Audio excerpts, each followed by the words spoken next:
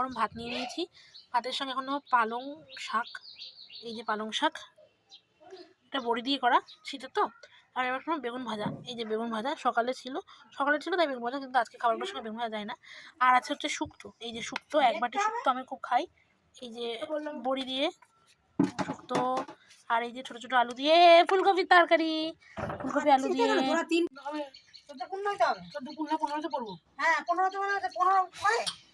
এই শুক্তো বড়ি দিয়ে শুক্তো।